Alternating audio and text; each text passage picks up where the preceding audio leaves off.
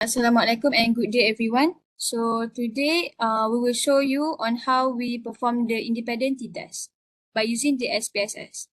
So about the independent t-test.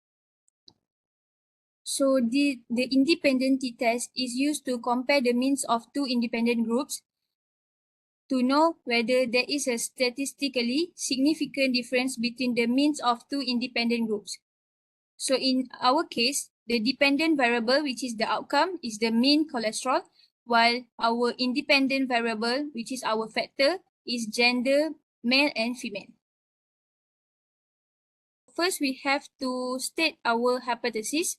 So our rationale is there is no significant difference in the mean cholesterol level between males and females, while our alternative hypothesis is there is a significant difference in the mean cholesterol level between males and females. Second step is set the significance level. So our significance level is set at 5%, which is the alpha value 0.05, and 95% CI will be applied. Step 3 is checking the assumptions. First, these are random samples. Second, the two observation groups are independent.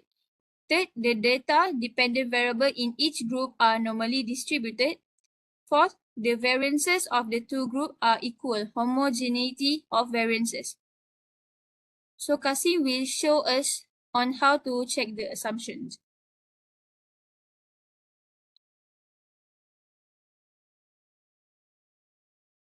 Okay, so within the SPSS, to check if the data is normally distributed, we can check it using a histogram and with a normality test. So the first thing that we should do is to head over to Analyze, hit to Descriptive Statistics, hit to Explore, and put cholesterol in our dependent list and put gender in our factor list. Next, hit to Statistics to check that our confidence mean interval is at 95%. Click Continue. Then head to Plots, select Histogram, deselect Stem and Leaf, select Normality Plot with Test, select Continue, and click OK.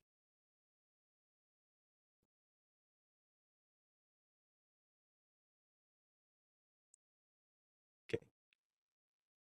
So first of all, look at the difference between the mean and median. They should be relatively the same. Second, head over to the test of normality. So when your sample is less than 50, look at the Shapiro-Wilk test. If both significant figures are greater than 0.05, the data are considered normally distributed. Alternatively, you can also look at the histogram to look at the normal distribution of the histogram in both male and female. This is how you test for the normality distribution of the data. I will pass this back to Ika. So we're done with the checking the assumptions. The fourth step is to perform statistical tests. So I'll pass back to Kasim.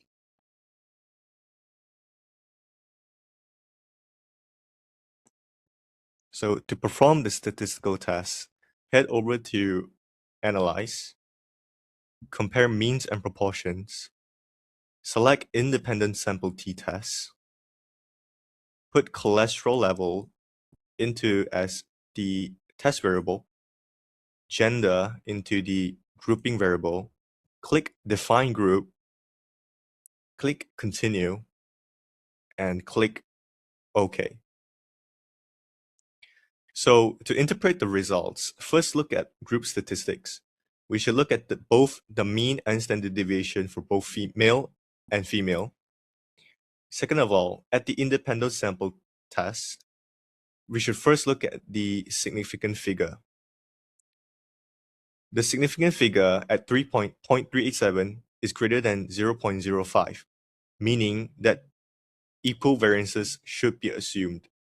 Next, head over to significance and two-sided p. Given that the p-value is less than 0.01, meaning that it is less than 0.05, it means that this test is significant. And the mean difference at 95% confidence interval does not include 0. So in conclusion, the p-value is less than 0.05 and the mean difference does not include 0. So in this case, we should reject the null hypothesis and accept the alternative hypothesis, whereby there is a significant cholesterol difference in cholesterol level between both male and female. Thank you. Next, we go to the next step, which is interpretation. P-value is less than 0.05 and 95% CI of mean difference does not include 0. So we reject the null hypothesis. So in conclusion, there is a significant difference in the mean cholesterol level between males and females. So that's all from us. Thank you.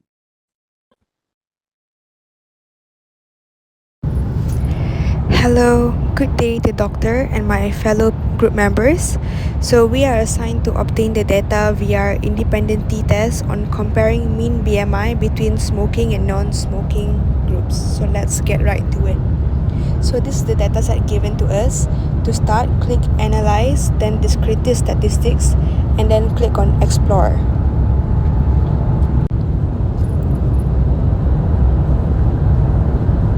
Then BMI is under dependent list and smoking is under the factor list. So smoking is a factor because we want to compare the BMI of individuals who smoke and do not smoke. So in other words, BMI depends whether the individual smokes or not. So next, click Plots, unclick Stem Leaf and click on Histogram. Then click on Normality Plots with Test and then Continue. And then click OK. So here's the data obtained. For the normality test, since the n is less than 50, we observe Shapiro-Wilk. Since its p-value is more than 0.05, therefore the data is normal and we can proceed with the rest of the steps. So right-click on the histogram to add distribution curve. This is to observe if the graph is skewed or not.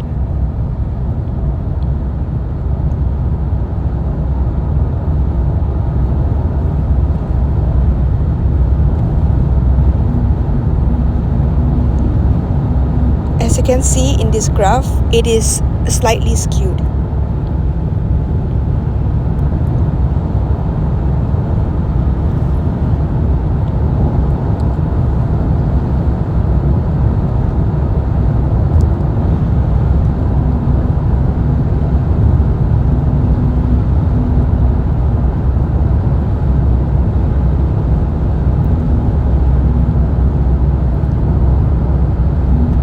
So next, head on to Analyze again and click on Compare Means and Proportions.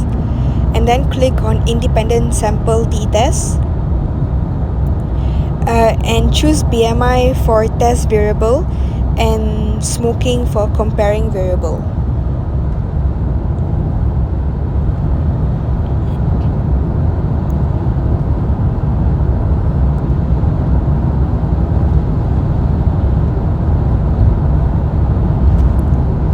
So for this independent sample test, we have to observe the p-value for Levin's test first. Since it is 0.043 here, the p-value for Levin's test is less than 0.05. And then we refer the second line t-stats results. So we refer to this two-sided p. From here, we can see that it's more than 0.05. Then we refer the 95% confidence interval of difference. Does it include 0 or not? As you can see, it does include 0 as the data includes a negative number and a positive number. Therefore, we can conclude that the p-value is not less than 0.05 and 95% CI mean difference does include 0. Therefore, we accept the null hypothesis. So there is no significant difference of mean BMI between smoking and non-smoking groups.